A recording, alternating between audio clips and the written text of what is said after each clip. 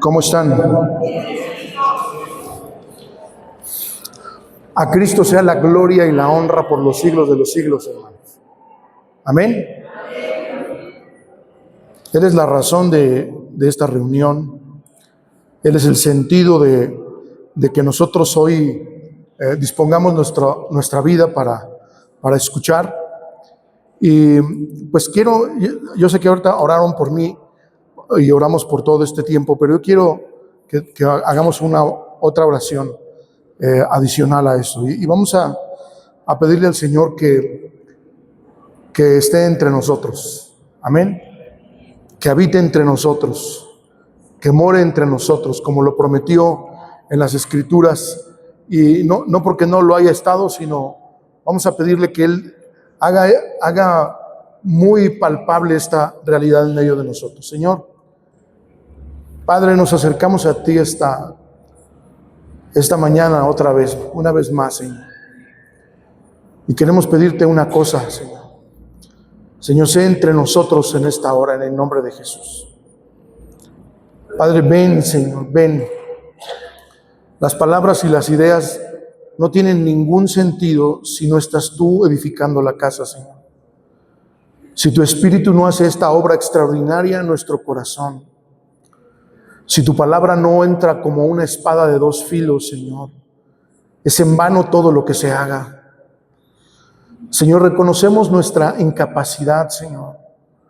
Reconocemos nuestra torpeza incluso, Señor. Pero confiamos en tu preciosa sabiduría y en tu precioso poder.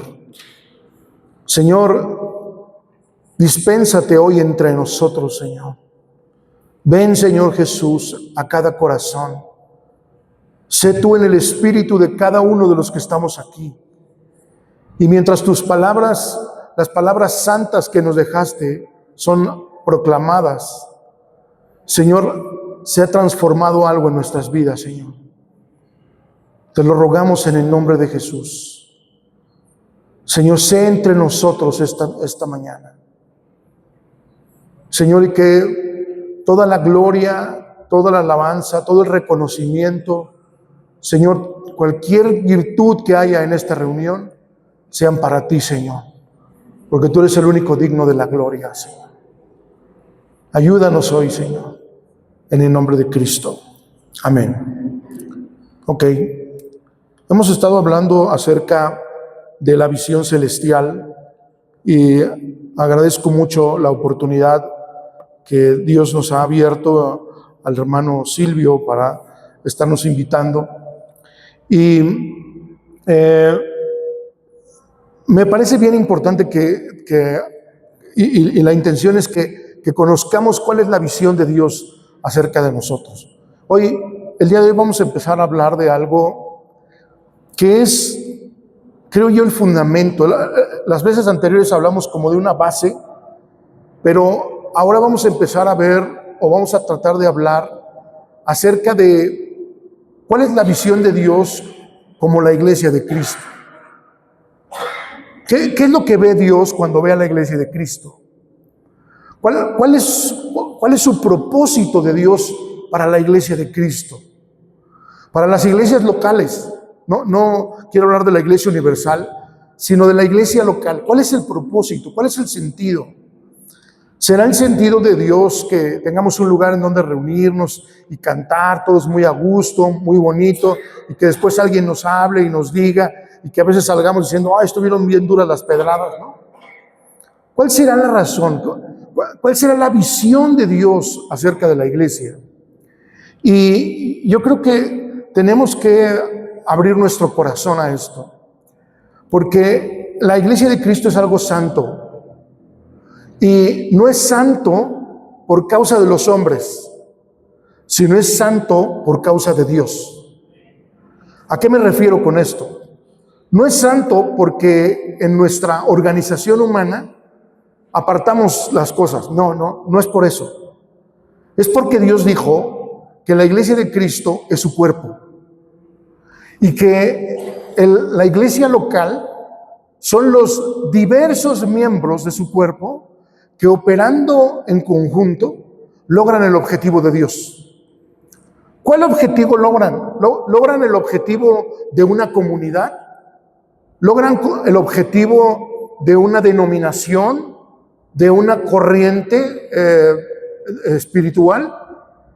No, logran la visión celestial. El cuerpo de Cristo solo debe trabajar para la visión celestial, no para el establecimiento de grandes iglesias, de grandes ministerios, sino para el logro de la visión celestial. Lo que el Señor se propuso desde el principio hacer entre nosotros. Y para eso nosotros tenemos que saber de qué se trata. Amén. Y es que el problema hoy, déjenmelo decirlo así, el problema hoy es que las iglesias tienen su propia visión. Y estas visiones tienen un nombre incluso hasta espiritual. Es que nosotros somos misioneros, es que nosotros somos maestros. Es que no. Solo hay una visión, hermanos, y es la visión de Dios. Amén. Y nosotros necesitamos entrar en esa visión, ¿no? Hace unos días estaba viendo a una iglesia muy famosa en algún lado, en algún lugar, y ahora ya está construyendo un asunto nuevo, ¿no? Y parece, ay, sí, que viva está esa iglesia, ¿no? Yo no estoy hablando mal de estos hermanos, de ninguna manera. Pero me hizo pensar, ¿será que el Señor desea que estemos construyendo, que estemos haciendo más grande el ministerio, más grande? ¿Cuál será el sentido de Dios? ¿Qué piensa el Señor acerca de esto? ¿Qué piensa Dios? ¿Cuál es su visión acerca de eso? Yo creo que el problema principal está en que hemos adoptado una manera del mundo en medio de la iglesia. No hablo de ustedes, estoy hablando de la iglesia en general, del cristianismo en general. Hemos adoptado corrientes de esa manera. Entonces, tratamos de institucionalizar la iglesia. Tratamos de volverla una corporación espiritual, ¿no? Y ahí hay un montón de vicios a lo largo de todo eso. Y perdemos de vista la visión de Dios acerca del cuerpo. En estos días se acercaba una persona y nos decía esto. Estábamos mi esposa y yo. Se acercaba y nos decía, es que mi esposo y yo tenemos un deseo de servir al Señor. Tenemos ganas de estar colaborando en la obra de Dios. Quiero que ponga mucha atención en esto. Estamos fervientes en el Señor de hacer algo, pero no vemos que ninguna puerta se abra. Escúchenme lo que voy a decir. No me llaman a trabajar o colaborar en algún ministerio, en otro, sabiendo que tengo cierto don, ¿no? Porque sí, efectivamente. Sí, tengo cierta capacidad, tengo cierta preparación y como que no vemos que haya en nosotros como un decir, vengan, ¿no? Y colaboren con esto. Y si entonces nos sentimos frustrados. ¿Van bien? ¿Va bien la historia? Me siento frustrado, nos sentimos frustrados porque y esta persona nos decía, incluso antes de que nos casáramos, porque son un matrimonio, dice, hacíamos más cosas. Dice, y ahora casados ya no tenemos esta oportunidad. Dice, y entonces esta persona nos preguntaba, ¿qué piensas de eso? Dice, ¿qué debemos hacer para entrar en eso, ¿no? en esa labor, en ese trabajo? ¿No? Y creo que esta es una pregunta muy válida que quizás nos hacemos muchas veces a lo largo de nuestra vida. E incluso cuando no se nos considera para algún trabajo, nos frustramos. Pero la pregunta regresa al inicio de esto. ¿Cuál es la visión celestial? ¿Cuál es la visión de Dios? ¿Qué piensa el Señor acerca de eso? Y yo le decía mi esposa y yo le decíamos a esta persona que nosotros necesitamos regresar a la intimidad con el Señor de una manera tan profunda que ahí encontramos el verdadero trabajo que tenemos que hacer en medio de la iglesia. Casi todo, el problema que hemos hecho en el cristianismo es que casi todo lo hemos institucionalizado. Entonces ahora, si tú quieres ser evangelista, tienes que unirte al ministerio de evangelismo. Y ese es un problema. ¿Sí, sí lo pueden ver? Porque el ministerio de evangelismo no es un ministerio de evangelismo, no es una institución, es el fruto de Dios en nosotros. Amén. Es el sentido natural del deseo de Dios de que otros escuchen las buenas nuevas, se acerquen al Señor, se vuelvan a Dios. Amén. Y el problema es que todo eso lo hemos colocado en una serie de estructuras y de situaciones que nos han robado la realidad de todo esto. Entonces yo le decía a esta persona, le decíamos a esta persona, necesitas oír a Dios para que les diga qué es lo que quieren que hagan, en qué tienen que estar. ¿Cuál es la puerta que el Señor ha abierto? Porque deben saber una cosa, el Señor es el que abre y nadie cierra, pero también el que cierra y nadie abre. ¿Cuántos dicen amén a eso? Él es el Señor. Y nosotros tenemos que entrar en su soberanía y en su liderazgo perfecto para comprender nuestra posición en medio de esto. Pero vuelvo al punto inicial. Pero no lo vamos a lograr si no conocemos la visión celestial. ¿Hacia dónde va el Señor con la iglesia? Quizás hemos pensado que la iglesia es algo que tiene que satisfacernos a nosotros. Es que ese predicador no me gusta cómo predica. Es que la manera en la que los hermanos de la alabanza tocan alabanza no me gusta. Deberían de buscar otras canciones que sean más afines a mí. ¿Cuál es la visión celestial acerca de la iglesia? ¿Será tener el predicador de nuestra predilección y la música que nos agrade? ¿Cuál es la visión de Dios? ¿Qué piensa Dios acerca de eso? ¿Me satisface o no me satisface? Uno de los problemas más graves que yo he visto hoy es que el cristianismo se ha llenado de democracia. Y déjeme decirte una cosa, la iglesia no es democrática. Yo sé que es un concepto muy moderno, es un concepto muy progresista, es un concepto muy, a veces loable, pero en la iglesia no hay democracia.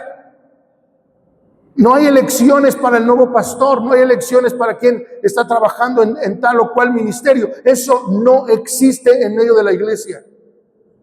Y a veces hemos corrompido muchas de estas cosas por causa de tratar de meter la injerencia de los hombres en ese sentido. Y vuelvo al punto, ¿cuál es la visión celestial? ¿Hacia dónde el Señor está apuntando? ¿Y cuál es el propósito de la iglesia?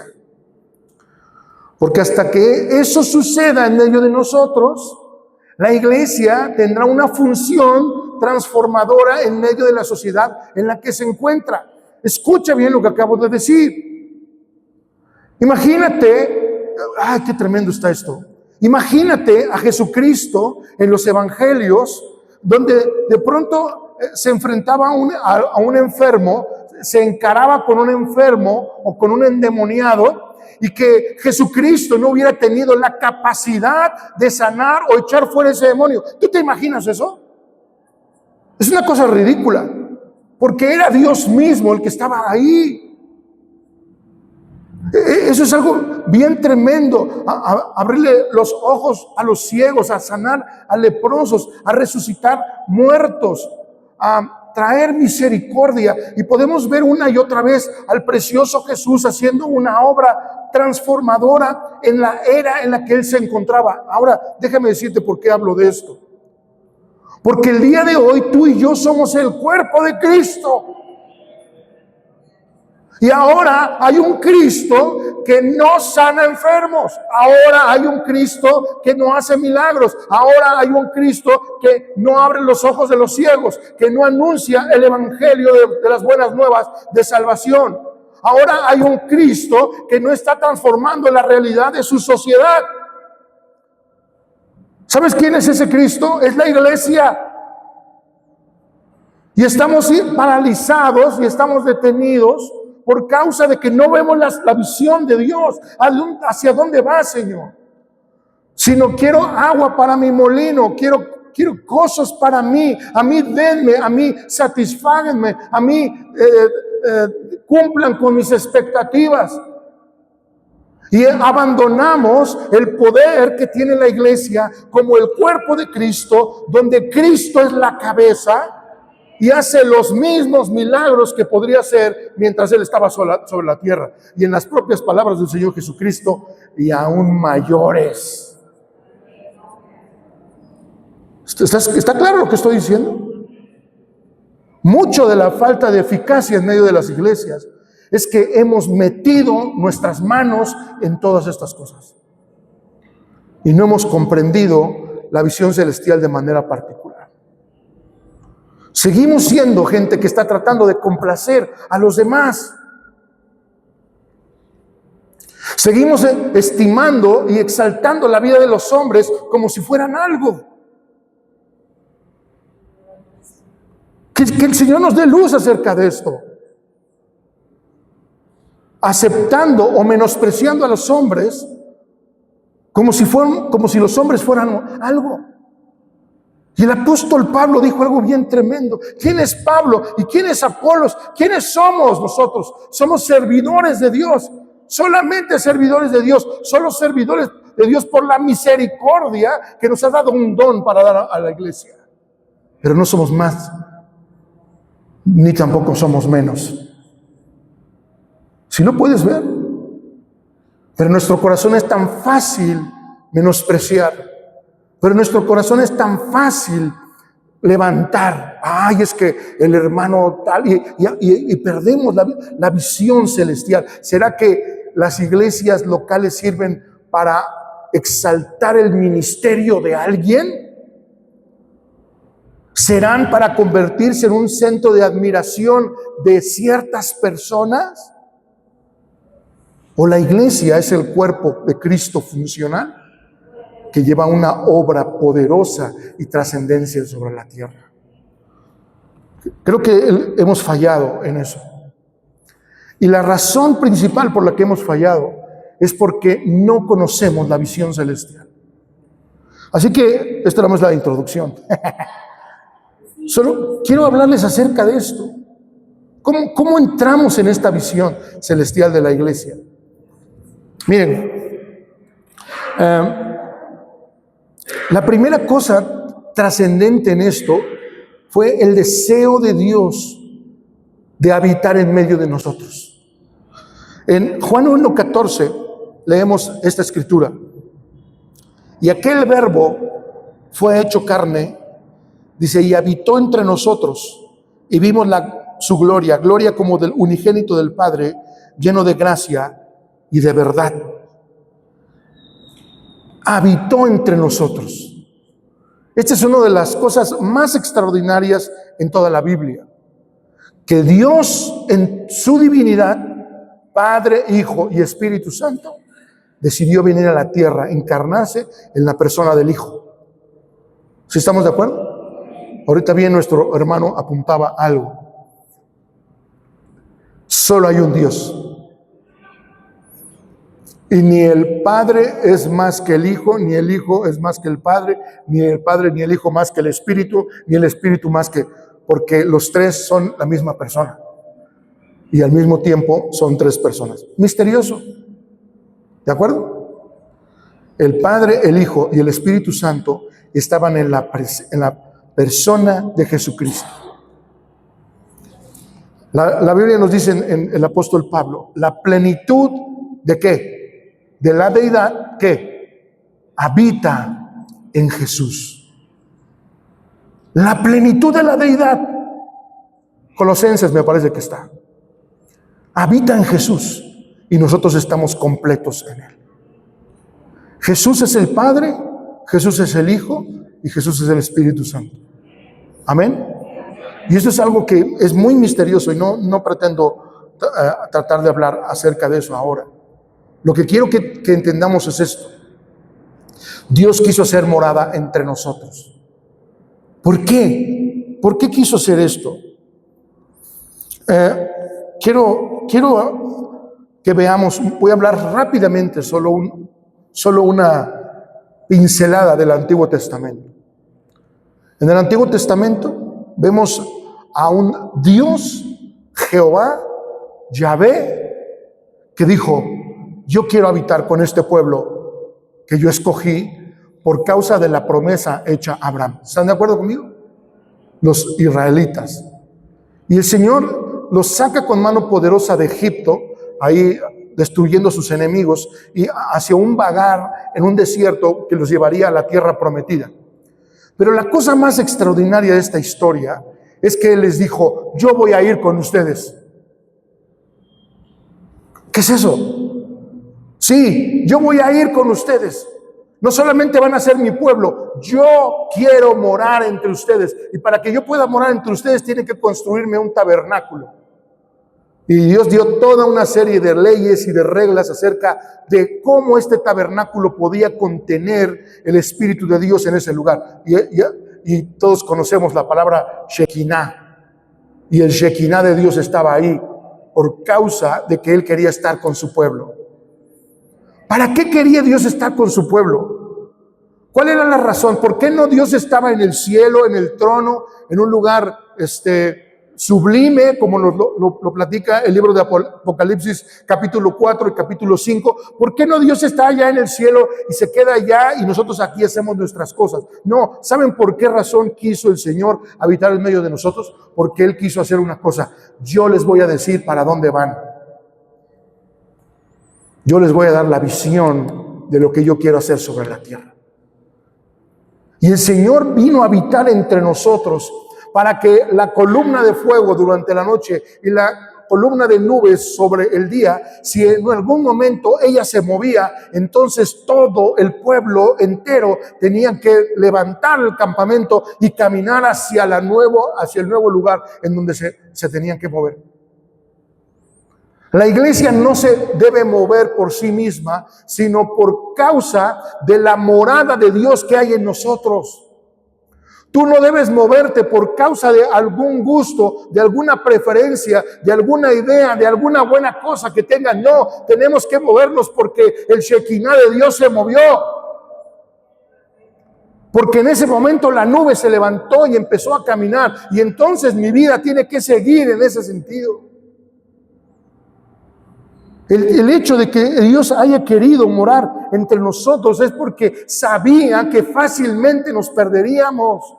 Sabía que fácilmente nos extraviaríamos acerca de conducir nuestras vidas y conducir los asuntos santos como la iglesia de Cristo.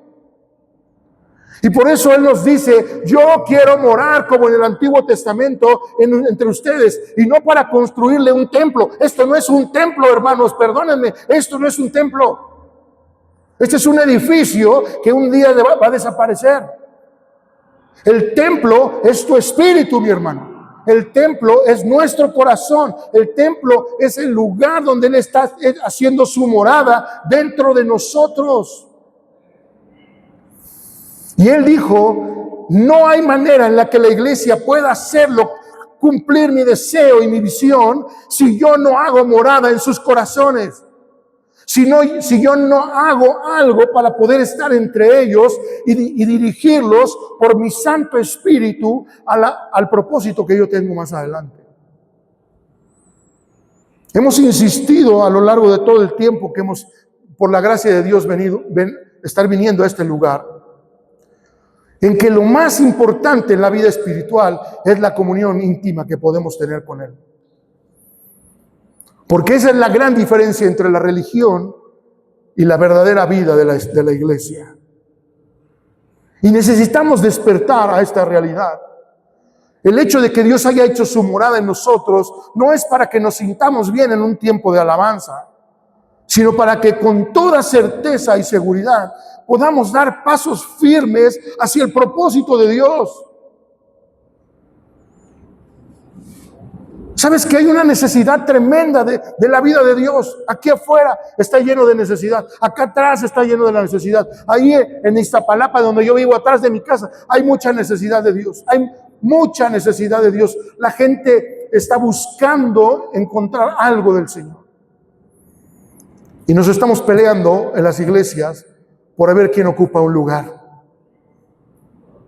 estamos buscando, diciendo, ese predicador no me gusta, debería de hacerse las cosas de esta otra manera. Estamos perdiendo el tiempo en tonterías. Cuando el Espíritu de Dios en nosotros está tratando de impulsarlo. No, es esto lo que yo quiero. Este es mi deseo. Este es mi deseo. Mi deseo es que me busques de todo tu corazón. Mi deseo es que me ames con todo tu corazón.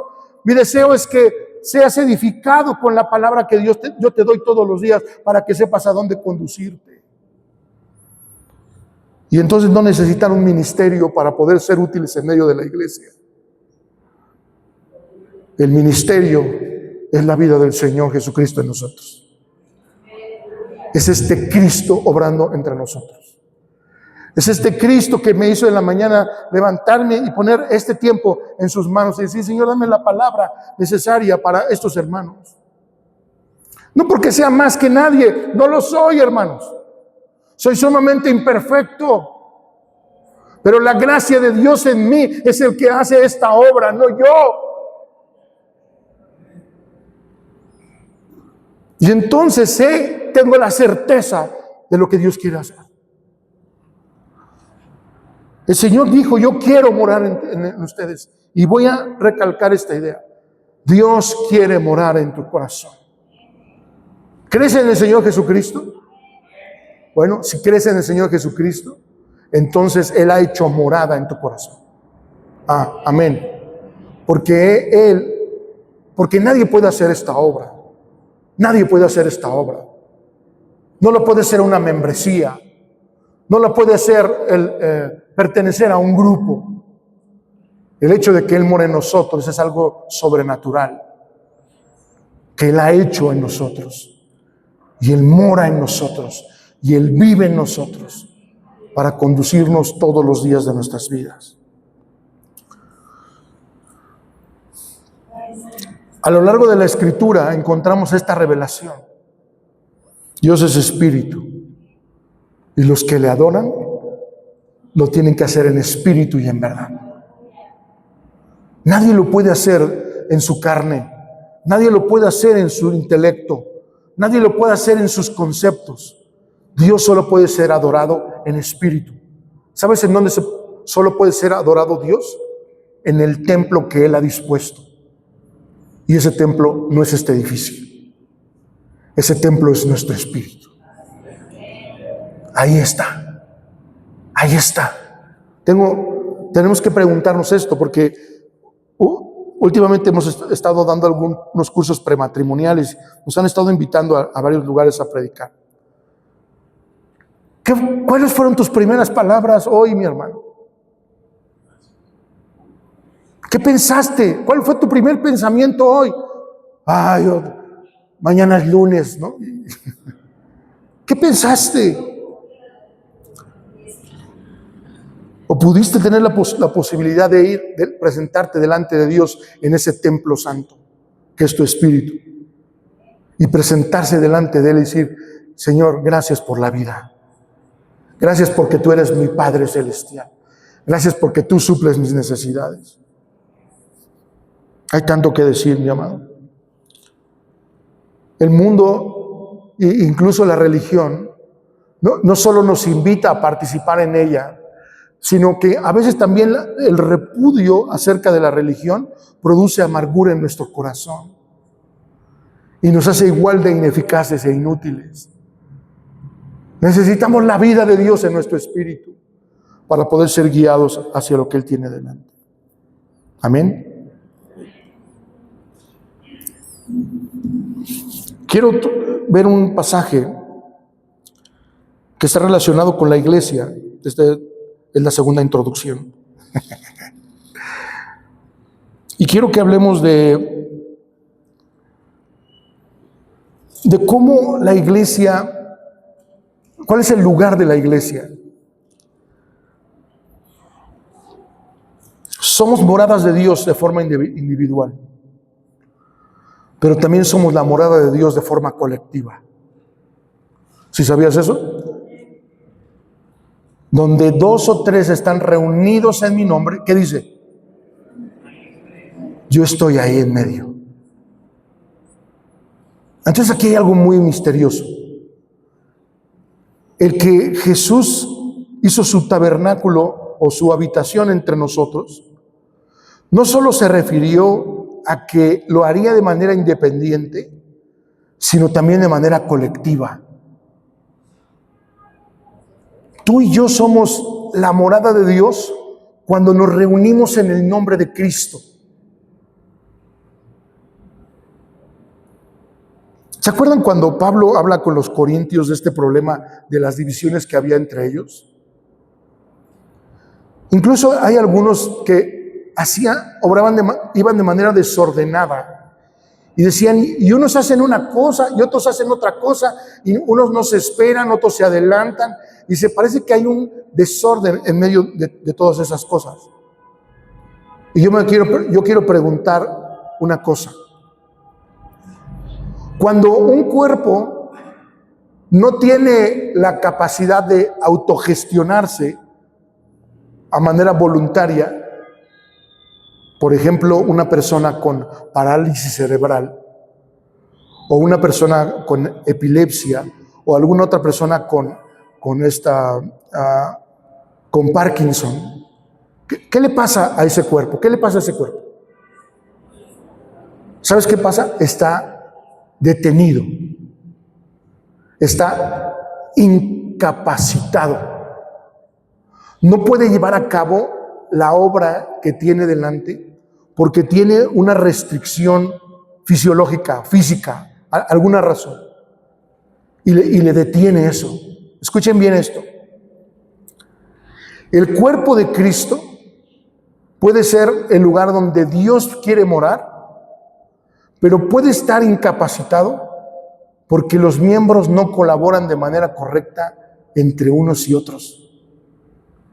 ¿Sabes que los problemas, por ejemplo, de la parálisis cerebral es un problema neurológico? Hay un problema en la cabeza.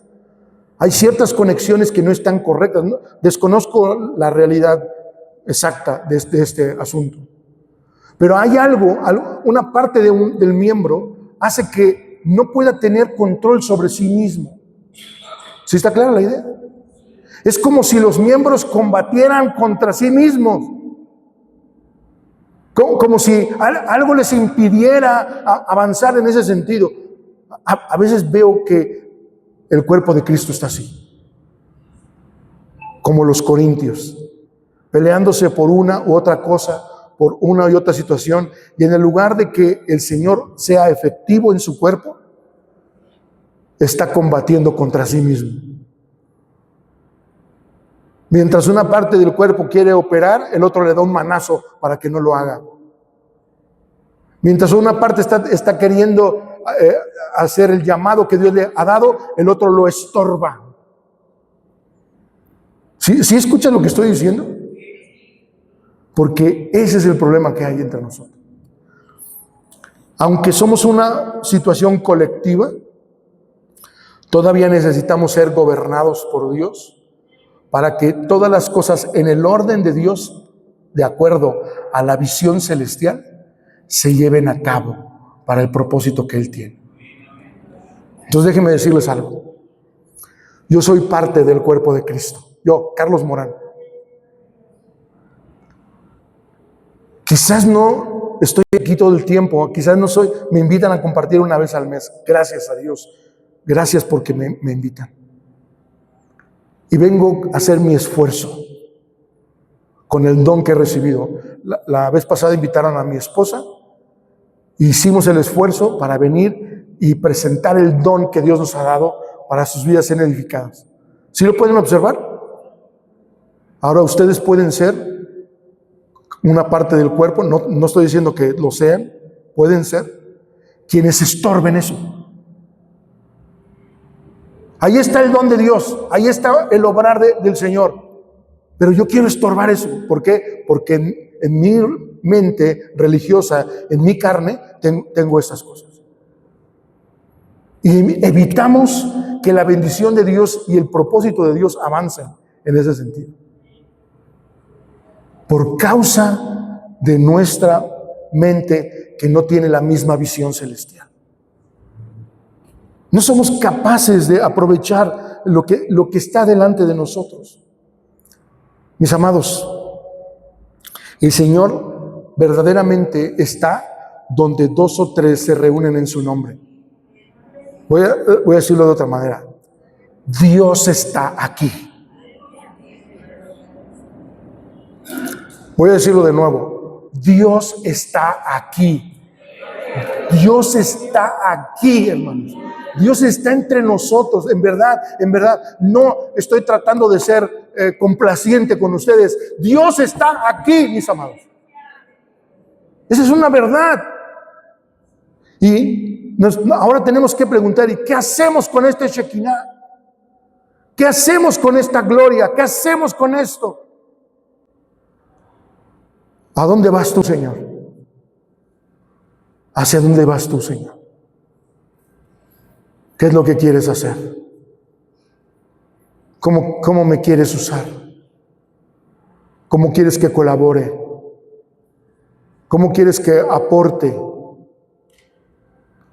¿Hacia dónde vas, Señor? Porque es el único lugar al que vamos a llegar un día. A veces no hemos pensado esto, pero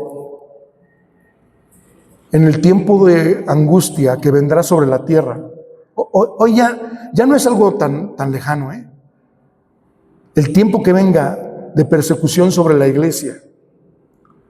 ¿Sabes quién van a poder estar de pie en ese día? La iglesia. Pero la iglesia verdadera. No los que convivían con la religión. Incluso muchos de los que están en la iglesia hoy van a perseguir a los cristianos. No es un mal deseo que tengo, no es como, nos estás echando la sal. No. Es la realidad. Es lo que la Biblia dice. El mismo Señor Jesucristo lo dijo. Entonces, necesitamos saber en dónde estamos, en dónde estoy. Soy de los que... Hay una canción de Marcos Vidal que hablaba de eso, ¿se acuerdan?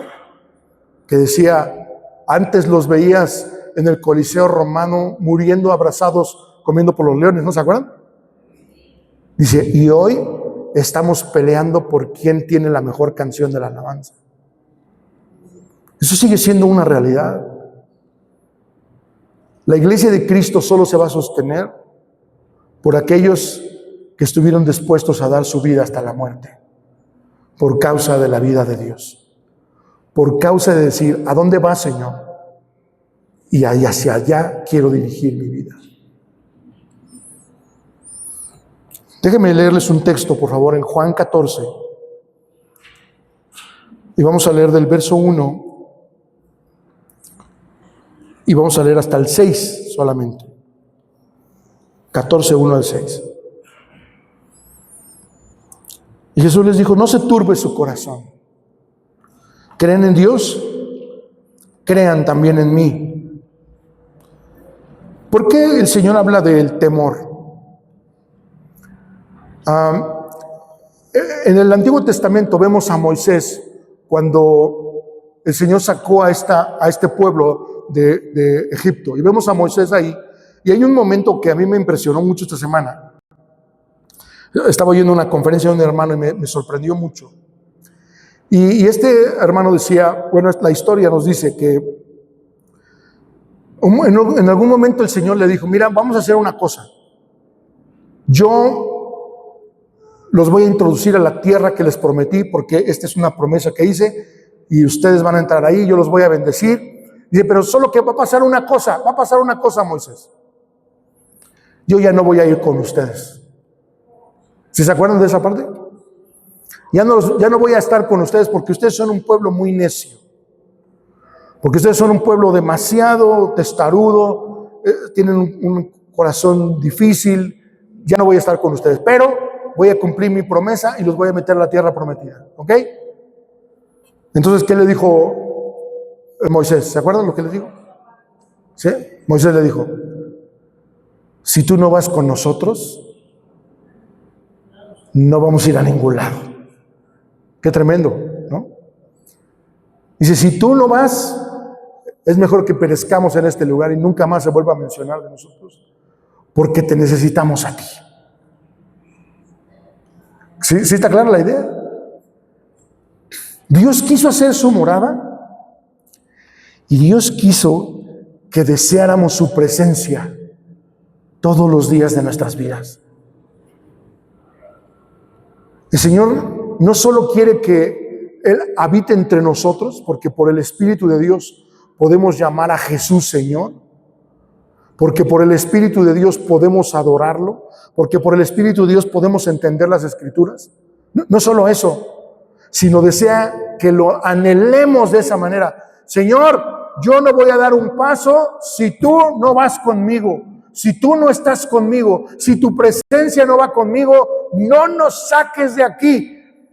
Prefiero quedarme en este desierto, prefiero quedarme en este lugar, prefiero no avanzar en ningún lugar, prefiero no tener nada que me bendiga en este mundo si tú no vas conmigo. Porque yo quiero seguir el paso que tú tienes hacia adelante. No se turbe su corazón. No tengas miedo del final de lo que Dios quiere hacer con tu vida. Ay, es que hermano, yo quisiera que las cosas fueran de una manera diferente. Nos decía esta persona, yo quisiera que fueran de manera diferente. Y yo le dije esto: el liderazgo del Señor vale la pena seguirlo. Y si ese liderazgo significa que estés solamente sentado escuchando, tú debes decir amén. Porque su liderazgo es perfecto. Porque tú no sabes para qué día y para qué hora y en qué momento naciste. No sabes que quizás tengas que pasar 80 años de tu vida para que, como ese hombre al final viera al Mesías y decir: Señor, de esta manera despides a tu siervo, viendo la salvación de Israel. Ese fue todo su ministerio. Solamente reconoció al Mesías como un bebé. Y ese fue el final de su vida. Pero qué desperdicio. Puede ser un desperdicio a los ojos de los hombres, a los ojos de la religión, a los ojos de tantas cosas, pero delante de Dios es preciosa porque su voluntad es hecha.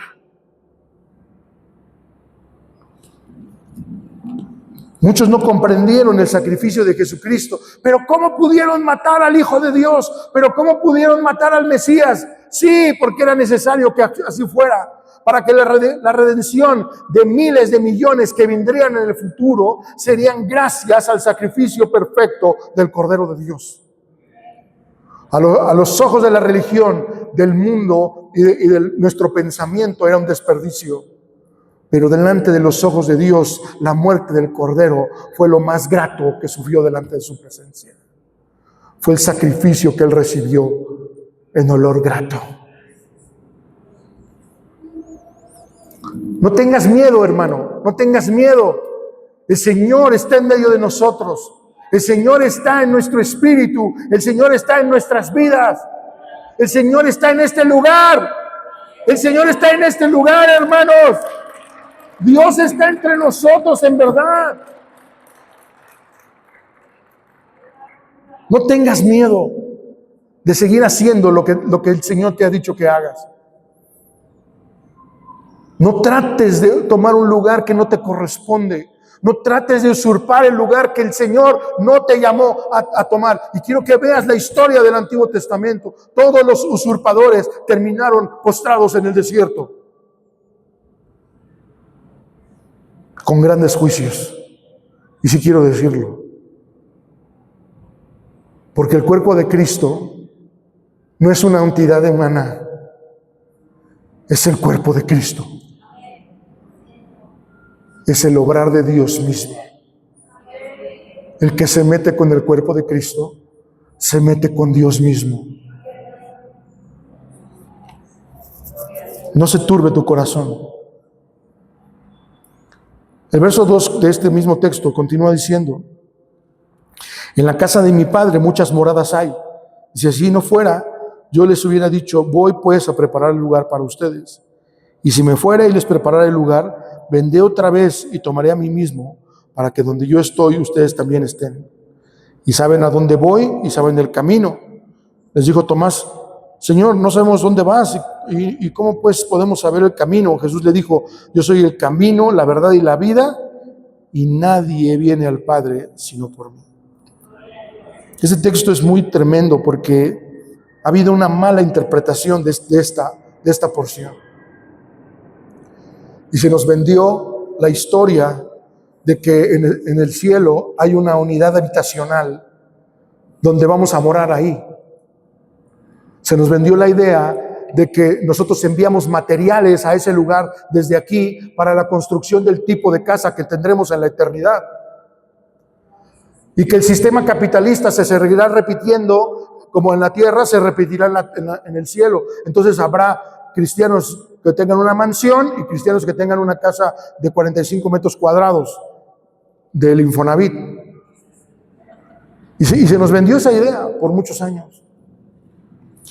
Pero no hay nada más lejos de la realidad de eso. No existen esas casas.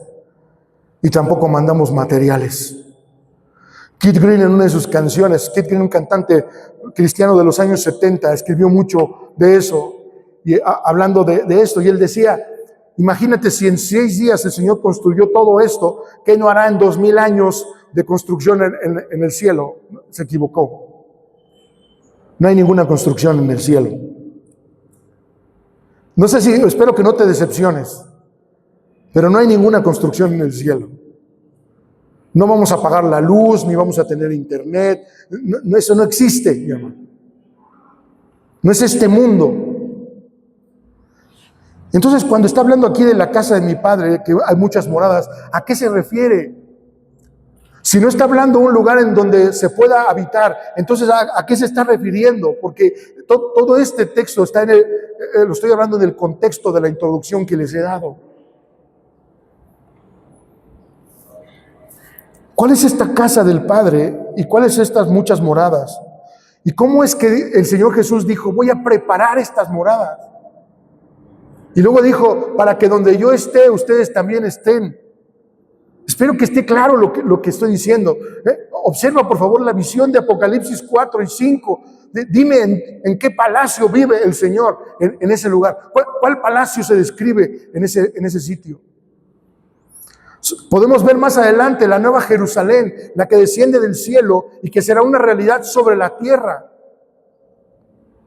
Y sí habla de un lugar físico que se establecerá en Jerusalén, en donde el Señor, y podemos ver en la Escritura, el Padre vendrá a morar por los siglos de los siglos en ese lugar. Hay mucho que pensar en ese sentido acerca de la eternidad. Sin embargo, quiero que hablemos acerca de cuál es esta morada que el Señor ha preparado para que nosotros estemos.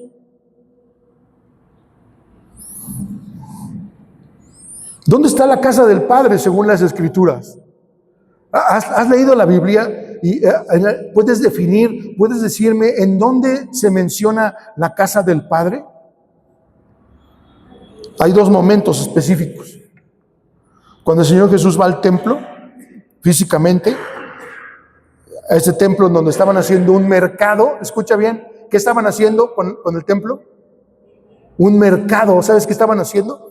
Estaban vendiendo animales para los sacrificios y estaban intercambiando monedas y habían hecho un mercado de ese lugar, y el Señor Jesús se ofendió y llegó a ese lugar, volcó las mesas, soltó los animales, se armó en grande. Imagínate aquí en Jamaica que se hiciera todo ese relajo. Así pasó. Se llenó de bronca. Y el Señor dijo esto: ustedes han hecho de la casa de mi Padre una cueva de ladrones. Sí, observa, por favor. ¿A qué se refería el Señor? ¿Se refería a ese templo específico? ¿A ese templo al que Jesús ya no visitaba con regularidad? No, ¿sabes a qué se refería? Al sentido del templo de nuestro espíritu. Ustedes han hecho de la casa de mi Padre, del lugar de la morada de mi Padre, que es su espíritu, una cueva de ladrones. Bueno, voy a continuar. Esta casa a la que se refería no era el tercer cielo, sino estaba hablando de la figura del tabernáculo, y estaba hablando de la figura del templo en donde Dios habitaba sobre la tierra. Otra vez, y Dios quiso hacer su morada entre nosotros. Jesús es la morada del Padre. En el Nuevo Testamento, aunque todavía estaba este templo donde se ofrecían los sacrificios, ahí no estaba la presencia del Padre. La presencia del Padre estaba en el hombre Jesús. Él era el tabernáculo de Dios. Voy a leer unos textos. Primera de Timoteo, capítulo 3, versos 14 y 15. Dice: esto te escribo, aunque tengo la esperanza de ir pronto a verte, para que si tardo, dice, sepas cómo debes conducirte. ¿En dónde dice ahí? Verso 15, lo voy a leer de nuevo. Para que si tardo, sepas cómo debes conducirte. ¿En dónde? En la casa de Dios. ¿Quién habló esto? El apóstol Pablo le estaba hablando a Timoteo y le dice, para que sepas cómo debes conducirte en la casa de Dios, en la casa de mi Padre. ¿Quién era esta casa de Dios? Ahí dice, ¿quién es? ¿Qué es qué? Que es la iglesia del Dios viviente. ¿Qué más? Columna y baluarte de la verdad. Entonces, observa. ¿Quién es? Perdón, voy a cambiar la pregunta. ¿Dónde está la casa de Dios? En la iglesia. Según este texto, la iglesia es la casa de Dios. Amén. ¿No es este edificio? Es la iglesia de Cristo. Aquí está la casa de Dios. Amén. Aquí está la casa de Dios. ¿Y qué hay en esa? ¿Qué hay en una casa? Cuando alguien tiene una casa, ¿qué mora en ese lugar? Amén. Si yo tengo mi casa, yo moro en mi casa. Si esta es la casa de Dios, ¿quién mora en esta casa? Dios mismo, el Padre, el Hijo y el Espíritu Santo. Voy a continuar. Primera de Corintios 3, 16. ¿No saben que son, en plural, templo de Dios y que el Espíritu de Dios mora en ustedes? ¿Que no saben que ustedes son el templo de Dios? Hermanos de Shekinah, ¿saben que ustedes son el templo de Dios? ¿Saben que son el lugar donde Dios quiso hacer su morada? En verdad que sí. ¿Cuáles son las moradas del Padre? Vamos para allá. Primera de Pedro, capítulo 2, verso 5. Ustedes también, como piedras vivas, sean edificados como ¿qué? Dice ahí. Primera de Pedro 2, 5. Y ustedes también, como piedras vivas, sean edificados como ¿qué? Como casa espiritual. Y luego dice ahí, y sacerdocio santo. ¿A qué se asemeja esto? A este templo que había sido construido para adorar a Dios. Dice, para ofrecer ¿qué? Sacrificios espirituales aceptables a Dios por medio de Jesucristo. Es el apóstol Pedro. No estamos hablando del Antiguo Testamento, estamos hablando del Nuevo Testamento. ¿Dónde está la morada de Dios, hermano? ¿Dónde está la morada del Padre? Está en su iglesia y está en nosotros. Amén. Aquí está la morada de Dios. Aquí está la morada de Dios. Ese mismo deseo de Dios del Antiguo Testamento hoy está entre nosotros. Hebreos 3, capítulo 3, verso 6. Pero Cristo, como hijo sobre su casa. Aquí dice que Cristo tiene una casa, ¿sí o no? ¿Cuál es su casa? ¿Cuál es la casa de Cristo? La cual somos nosotros. ¡Aleluya, hermanos! A ver, di esto. La casa de Cristo Repite conmigo, la casa de Cristo somos nosotros. Amén a eso, amén. Nosotros somos la casa de Dios. No hay ninguna otra, no hay otro texto, no hay más textos que nos hablen de otra realidad de una casa en los cielos. No hay ningún versículo que sostenga las construcciones en el cielo. No la hay en toda la Biblia. Es una cuestión de tradición. Nos vendieron esa tradición y la aceptamos y nos la tragamos enterita. No hay ninguna otra forma. Efesios 2, 21 y 22. En quien todo el edificio, observa, en quien todo el edificio, bien coordinado, va creciendo, ¿para qué? Para ser un templo santo en el Señor, a quien ustedes también son juntamente edificados para morada de Dios en el Espíritu. La primera vez que yo vi esto, sí fue un shock para mí. Pero tenemos que saber que cuando Jesús les dijo, voy a prepararles morada en la casa de mi Padre, estaba hablando de la iglesia local. No estaba hablando del cielo, estaba hablando de nosotros. ¿Cuál es esa morada? Donde hay muchos pequeñas moradas que hacen una grande morada. Tú eres la morada de Dios en el Espíritu. Y cuando nos reúnen, cuando las moradas de Dios en el Espíritu se juntan, se hace la casa de Dios. Amén. Ahora, ¿por qué tengo que hablar de esto? Porque esa es la estima de Dios para la iglesia local. No es un lugar en donde, pues ahí voy cuando yo quiera.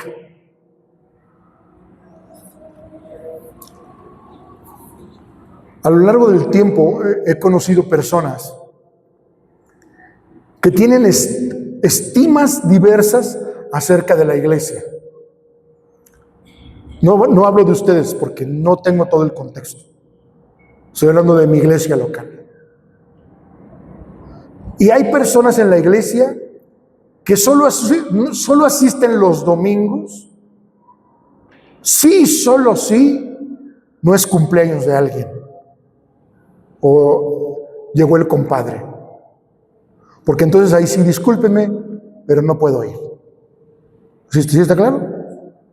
Hay un tipo de cristianos que su compromiso para estar en la iglesia es meramente accesorio. Si todo va bien, si no tengo ningún compromiso, asistiré a la iglesia. Pero si hay alguna otra cosa mejor, entonces lo voy a poner en segundo lugar. No estoy diciendo que no quieran venir a la iglesia, sí quieren venir. Y si vienen. Y tampoco estoy diciendo que no sean salvos, son salvos seguramente. Pero su relación con la iglesia está limitada a este concepto. La visión celestial no ve a la iglesia como un accesorio. En la historia de la iglesia primitiva podemos encontrar cuál fue el pensamiento de los cristianos acerca de la vida de la iglesia. Y se las voy a poner fácil. Dejaron todo para vivir juntos. Empezaron a relacionarse. Es que tenemos que entender un poquito más del contexto de ese momento del libro de los Hechos. ¿Sabes que después de que Pedro les predicó, sabes a cuántas personas les predicó? A 5,000. Y sabes que muchas de esas personas venían de regiones remotas. Pues resultó que muchos de ellos se quedaron a vivir en ese lugar, ya no regresaron a su tierra. Cambiaron su residencia. Escucha lo que estoy diciendo. Cambiaron su residencia. ¿Por qué la cambiaron? Porque encontraron algo maravilloso. ¿Sabes qué fue? A Cristo y la iglesia de Cristo. No nos hemos puesto a pensar que la iglesia, el valor que tiene, el valor que le da el Señor y la visión que Dios tiene de la iglesia es demasiado elevado. La religión nos permite tener a la iglesia como un accesorio. La persona que está llena de Dios no se puede dar ese lujo, porque entiende en sí mismo que es el lugar donde Dios está. Y te voy a dar la prueba en el Antiguo Testamento. En una ocasión, cuando Dios está dando las leyes a Moisés acerca de todo eso, y les está hablando de la Pascua. La Pascua era una celebración muy importante para los judíos, porque anunciaba la libertad de la esclavitud hacia la vida nueva que Él les estaba dando. Y el Señor les dice algo bien severo a eso. Dice, tendrán que comer la Pascua sin excepción todos los años. Tendrán que celebrar esa fiesta y tendrán que recordar que salieron de esclavitud. Ahí estará. Y luego dice algo bien tremendo. Y el que no lo haga debe ser cortado de ustedes. ¿Sí viste lo que dije? Si alguien no cumplía con eso, tenía que ser cortado de la comunión. ¿Oyeron lo que acabo de decir? ¿Sí o no? Era muy serio. Y no estoy hablando de que ahora en el Nuevo Testamento tendremos que ser cortados. Estoy tratando de hacerte ver de lo relevante que es la vida de la iglesia. El hecho de que estemos en el lugar donde Dios quiere que estemos. Amén.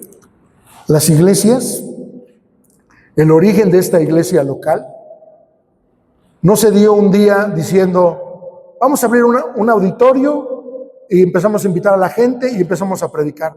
No. ¿Sí saben cuál fue el origen de esta iglesia? En una casa, en un garage, en una casa por aquí, bueno, por algún lugar por aquí. Se abrió la puerta y personas que habían recibido del Señor y habían tenido del Señor empezaron a compartir su fe y empezaron a avanzar y empezaron a crecer. No nació en una institución, nació en una familia. ¿Por qué razón la iglesia tiene que dejar de ser una familia para convertirse en una institución? ¿En qué momento perdimos esto? En este momento, en el momento en el que nosotros permitimos que la religión tomara lugar en nuestras vidas. Tenemos que pensar esto que estoy diciendo en el nombre de Jesús. El Señor quiso, termino con esto.